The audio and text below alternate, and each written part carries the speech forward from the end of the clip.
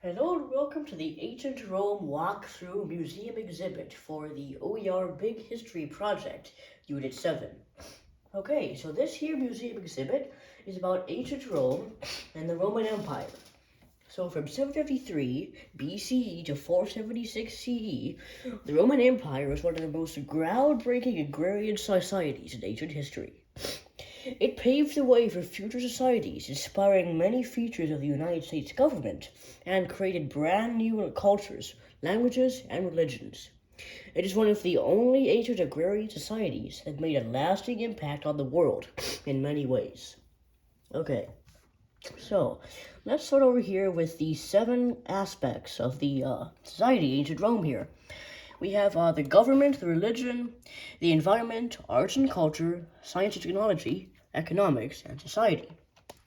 So the Roman government was influenced, the United States government was influenced in many ways by the ancient Roman government. So the ancient Roman government was a representative democracy in the form of a republic. The ruler was an emperor, which is an autocracy. The components were a senate, council, magistrates, and assemblies.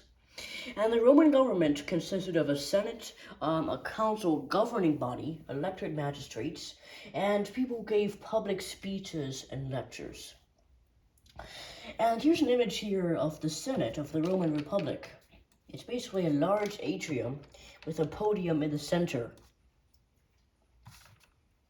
Okay, the religion of the Romans, of course, they had many gods that were very similar to Greek religion.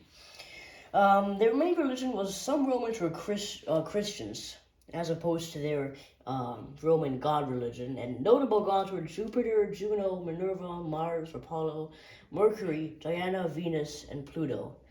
And the religion type was polytheism, which meant they worshipped many different gods. So one of their main Roman rituals was sacrificing burnt offerings to their gods after each meals.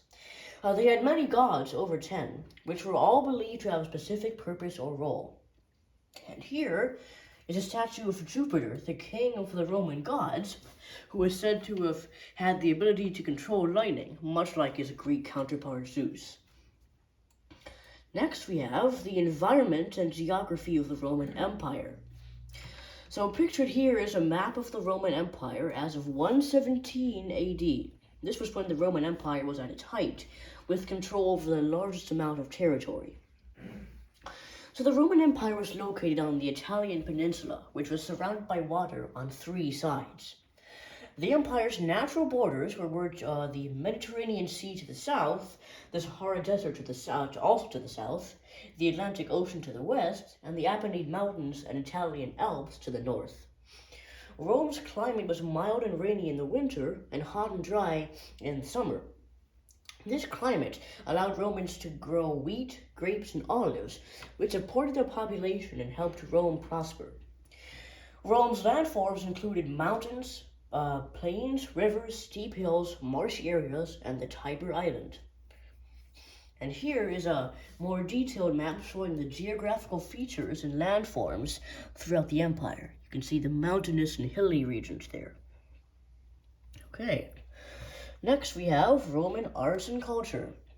So pictured here is a chariot procession of Septimus Severus, a relief from the attacks of the Arch of Septimus Severus made around 203 CE in the Red Castle Museum, Tripoli. So Roman art and culture has long been known for its sculpture, paintings, and architecture. This was its main iconic kind of, it's the thing that symbolized Roman art and culture, all the reliefs and statues that you normally see in Roman pictures. They made several cave murals and sculptures like the ones seen here, offering relief. These were heavily influenced by the Greeks. Paintings such as murals, frescoes, and portraitures were also common, showing scenes of everyday Roman life. Their symbolic architecture style consisted of domes and amphitheaters, both of which are still used in modern society and construction. Like, for example, the U.S. Capitol has a dome shape that's inspired by the Roman architectural dome. We didn't know that. It is. A lot of United States buildings and features have been greatly inspired by Rome, unlike in many other agrarian societies. Like the White House? Yes, the White House, for example, was inspired by the Roman Parthenon, I believe. Oh, okay. And I think I do have a photo of the Parthenon in a slideshow below, which is coming next.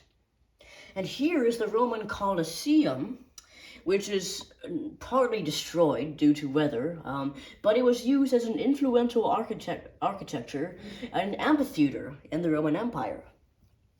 Okay, we will now turn to the not the slideshow yet, but science and technology first.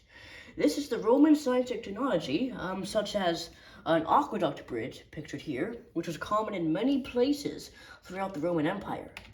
They carried water from one part of the empire to another, and they also provided some good transportation. The Romans were extremely adept engineers.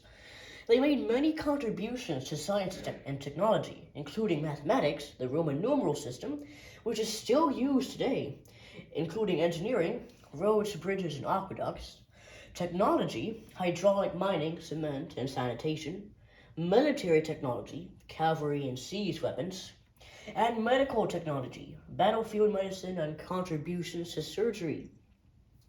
Many of their innovations and inventions are still in use today throughout the world. So this over here, this diagram, is the Ptolemaic system of celestial motion, and it was illustrated by Romans during the time of the Roman Empire. So basically, this is a map of the solar system here. And this early model featured, I believe, the Earth at the center, before we actually knew it was the sun at the center.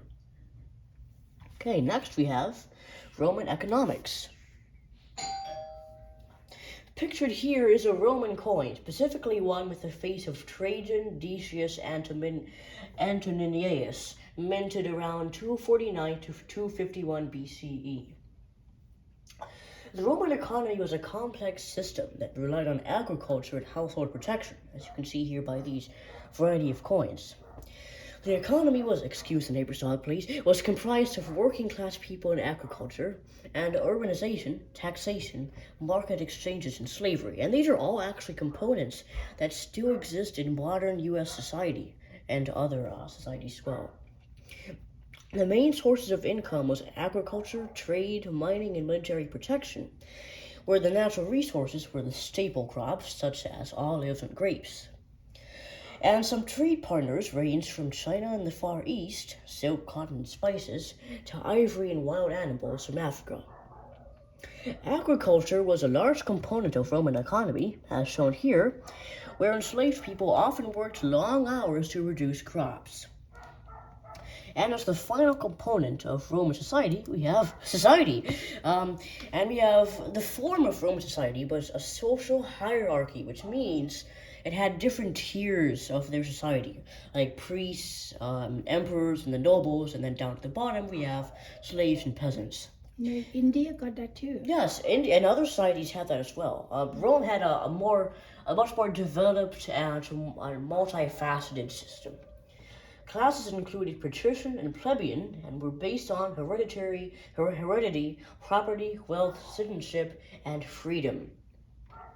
So much like other ancient civilizations, Roman society was hierarchical, meaning it was organized into different groups that had different roles in society. The main two groups were the patricians, who were a small elite who controlled political power, and the plebeians, who made up the majority of Roman society. Women were defined by the social status of their fathers or husbands, and were expected to look after the houses. Very few women had any real independence, unfortunately. Plebeians were usually foot soldiers and fought in major wars, as shown in this painting here. Alright, and that concludes the 7 parts of the Roman Empire. The next stage is the slideshow video I've put together down here that showcases all the most important Roman structures. Alright. Let's see. Restart this. Colosseum here, built between 72 and 80 AD. Here's the Roman aqueducts. We see again a common method of transporting water. And the Pantheon, which has, as I mentioned earlier, is inspired by the White House, or the other way around, but What? Yes. The White House was inspired by I that? said yes, the White House was inspired by that, like I said earlier. The Roman not got inspired by the White House? No, because the White House came after. Exactly. Yeah. Anyway, but that was the short 30-second slideshow I put together of important Roman structures. So next, we're going to go to the interactive component that I have created. Let me just go ahead and cue up the voices. So this is the ancient Roman leaders section. Let's hear Julius Caesar give an introduction to the Roman Empire. Hi, I'm Julius Caesar. Nice to meet you. Before I was assassinated, of course, I was an influential Roman general and statesman, the conqueror of Gaul, victor in the Roman Civil War of 49 to 45 BCE, and eventually dictator of the Roman Empire. I was killed on March 15th in 44 BC by dozens of angry senators. All right, that was Julius Caesar's introduction. We'll now give the floor to Gaius Octavius here. Hi, Gaius Octavius here, also known as Gaius Julius Caesar Augustus. Don't get me confused with Caesar himself. I was the founder of the Roman Empire and restored the Republic of Rome and helped it prosper by instituting a series of constitutional and financial reforms. All right, that was Gaius Octavius speaking. And next, we'll have Marcus Aurelius here. Welcome to the Roman Empire. I'm Marcus Aurelius. I was a Roman emperor from 161 to 180 BCE and a Stoic philosopher. I was the last emperor of the Pax Romana, the age of peace, calm, and stability in the Roman Empire. I also served as a Roman consul in 140, 145, and 161 BCE. All right, and finally, we'll have Hadrian here. Hadrian is... Hi there, I'm Adrian. Like my other Roman leader buddies, I was a Roman emperor from 117 to 138 BCE. I was also born in Italica, close to modern Seville in Spain. I had Hadrian's Wall, built to protect the border of Rome in northern Britain. And I also facilitated the construction of the Pantheon. Okay, that was Hadrian talking there. All right, and next we'll go to Spotlight on Roman Games. So Romans found several ways to keep themselves entertained, as you might expect, and such as chariot racing, gladiatorial fights, executions not for the faint of heart, hoop rolling, and basic board games. Romans were also the first society to implement dice and counters, which are still used in many modern games today. And the Romans had this sort of armor here, characterized by their special spiked helmets, whenever they participated in gladiatorial fights. And finally, we have a spotlight on Roman numerals here. So Roman numerals, invented by the ancient Romans, are still used today in some fields. They use tally marks, such as the I, and so on, to create names for the numbers from 1 to 10, and they reuse those in 50, 100, 500, and 1,000. And these are still used in some specific book publishers who don't want to use traditional numbers. This is a brief sort of them here. Okay, well that pretty much concludes the Ancient Rome Museum exhibit. And to conclude, ancient Rome was an influential empire from 753 BCE to 476 CE that influenced many different societies, such as the United States, in fact. Many of the U.S.'s architectural buildings originated in Rome, in fact, and their government was also inspired by Rome. In conclusion, ancient Rome remains one of the most significant and longest-lasting empires in ancient history.